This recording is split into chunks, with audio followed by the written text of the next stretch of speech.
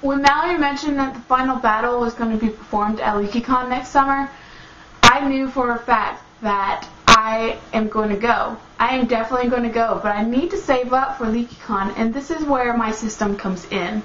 I am doing a sort of 20-80 split of my paycheck, and I'm going to explain how I'm doing this.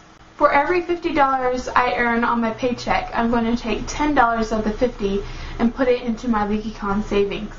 Not only am I going to take the $10, I'm going to take whatever spare change in single dollars there are if I were to cash out my check right now. So I'll use my paycheck from this past week as an example.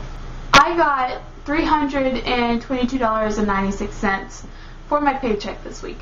Now if I'm going to do the $10 for every $50 earned, I'm going to have $60 from that $300.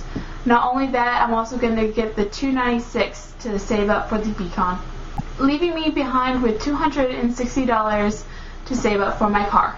Unless I can find a second job, it's going to be really hard for me to save up money for spending money at LeakyCon.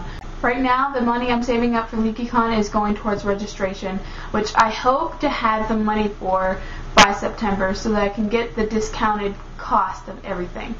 Considering I only had 6 months to save for Infinitus, and not only for Infinitus, but also for driving school, I didn't do too bad. But since I have a year to save up for LeakyCon, it's definitely going to be a lot better on my part and my wallet's part, because I ended up spending way too much more than I thought I would at Infinitus.